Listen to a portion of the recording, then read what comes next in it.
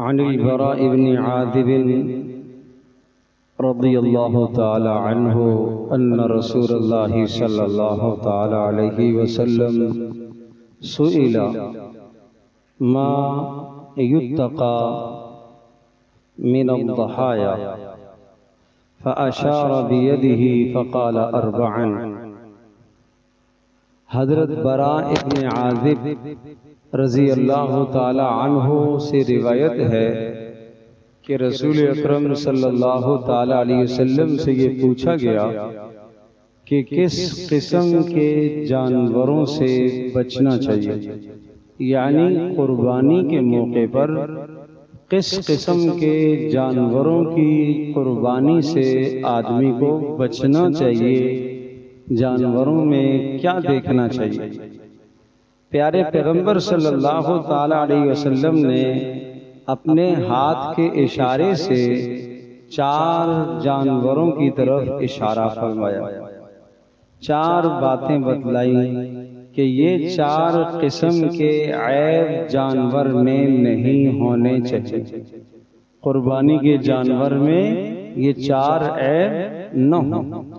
ان 4 عیبوں سے جانور سالم اور صاف ستھرا ہو۔ وہ 4 عیب کیا ہیں؟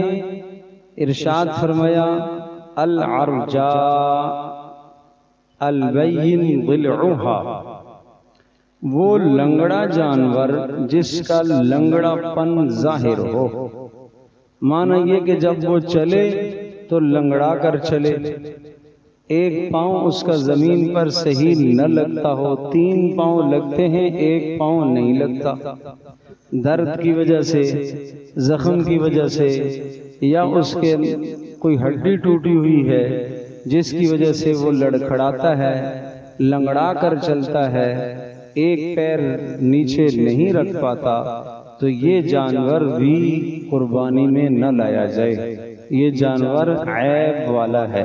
لہذا جب آپ جانور کو خریدیں تو اس کو تھوڑا سا ٹہلا کر چلا کر دیکھیں، کوئی اس کے چلنے میں کوئی عیب تو نہیں ہے۔ آپ نے تو کھڑے جانور کو خرید لیا، بیٹھے جانور کو خرید لیا اور وہاں سے گاڑی پر لوڈ کیا اور گھر میں آ کے اتارا، بعد میں دیکھا وہ تو چل ہی نہیں رہا، اس کی تو ٹانگیں ٹوٹی ہوئی ہے۔ تو کیا بتایا کہ اس قسم کی واضح جو بیماری ہے اور اس قسم کی واضح اس کے اندر جو خامی اور عیب ہے، اس عیب سے بچا جائے۔ نمبر 2، ارشاد فرمایا العوراء البین عورها، دوسرا وہ جانور اندھا جانور کہ جس کا اندھا پن بالکل ظاہر ہو، ایسا اندھا کہ جس کا اندھا پن بالکل ظاہر اور نظر آ رہا ہو، ایک آنکھ اس کی خراب ہو، ایک آنکھ سے اس کو نظر نہیں آتا، ایک آنکھ سے وہ دیکھتا ہے، حالانکہ آپ کہیں گے ہمیں کیا کرنا ہے آنکھ سے، بھائی ہمیں تو قربانی کرنی ہے، لیکن اس کی ایک آنکھ کا نہ ہونا، ایک آنکھ اندر سے زخمی ہے اور ایک آنکھ سے اس کو نظر نہیں آتا، اچھی طرح سے اس کی آنکھیں بھی چیک کرنی۔ آپ آنکھیں چیک کریں گے، دیکھیں گے تو بیوپاری کہے گا ارے بھائی آنکھوں سے کیا کرنا ہے تمہیں تو جانور چاہیے، جانور موٹا تازہ ہے، 4 مسئلے تمہیں بیوپاری بتا دے گا۔ بھائی بیوپاری کے مسئلوں کا اعتبار نہیں ہے، اس نے تو اپنا جانور بیچنا ہے، وہ بھی مفتی بن جاتا ہے ان دنوں میں۔ تو اس لیے رسول اللہ صلی اللہ علیہ وسلم کا فرمان ہے کہ ایسا کانا جانور، ایسا آنکھ سے اندھا جانور کہ جس کا اندھا پن اور جس کی آنکھ خراب ہو اور وہ خرابی بالکل نمایاں نظر آ رہی ہو۔ اور نمبر 3 ارشاد فرمایا المریضہ البین مرضها، ایسا بیمار کہ جس کی بیماری صاف دکھائی دیتی ہو، جانوروں کی کھالوں پر بیماری آ جاتی ہے، کھال پر ایسی بیماری صاف نظر آ رہی ہے، یا اسی طرح سے جناب کوئی اور اسے بیماری ہے، بخار والا جانور ہے، کوئی اور اس کے جسم پہ خارش نکلی ہوئی ہے، اس قسم کی بیماری ہے، بالکل صاف بیماری نظر آ رہی ہے، تو یہ عیب ہے۔ یہ عیب والا جانور آپ نہ لیں۔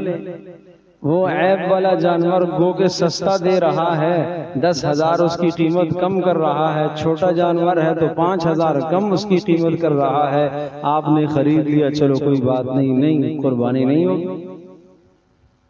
یہ عیب بیماری کا نہیں ہونا چاہیے۔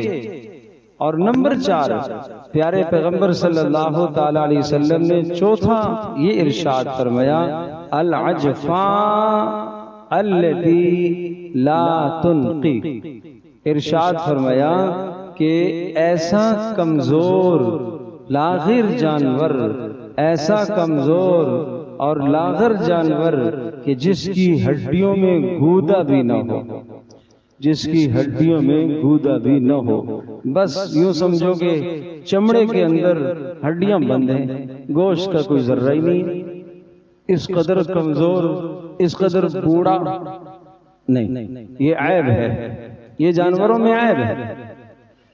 تو اس قسم کے جانوروں سے رسول اللہ صلی اللہ علیہ وسلم نے منع فرمایا۔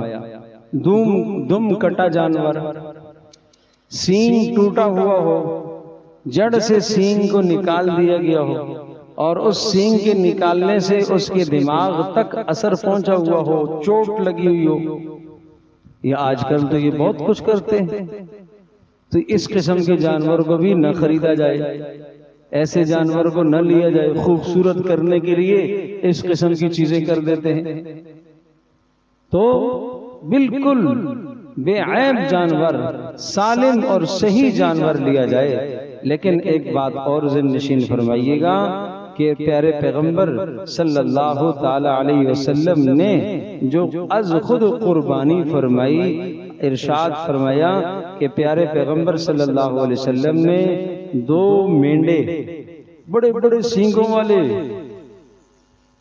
اور سرمی آنکھوں والے، آنکھوں میں سیاہی اور خسی، 2 بڑے بڑے مینڈے آپ علیہ السلام نے ذبح فرمائے۔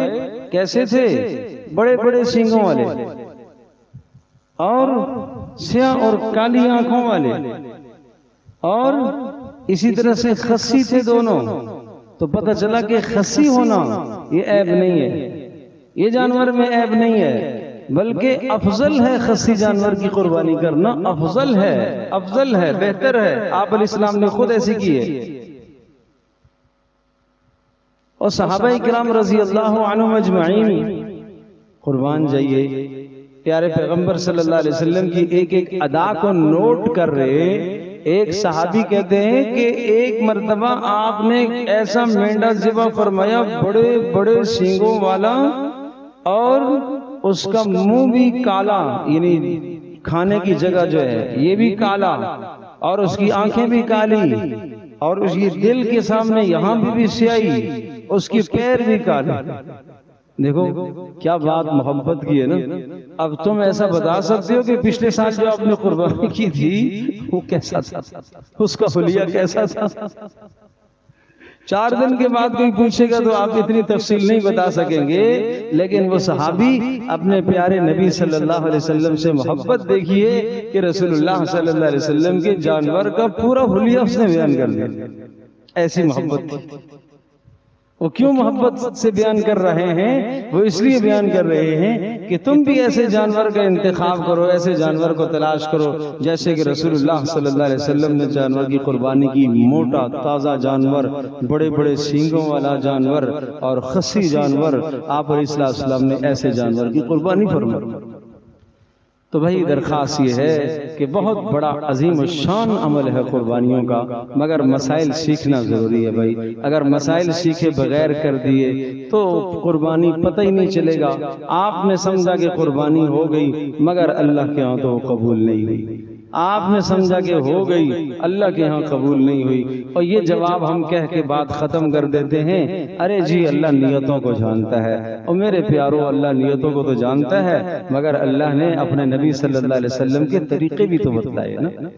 تو اللہ کی رضا اور محمد صلی اللہ علیہ وسلم کی اتباع، اگر یہ دو چیزیں آپ کی قربانی اور ہماری قربانی میں ہوئی تو انشاءاللہ اللہ کے ہاں یہ قبول ہو جائے گی اور اللہ پاک اس کا پورا اجر عطا فرمائے گا۔ اللہ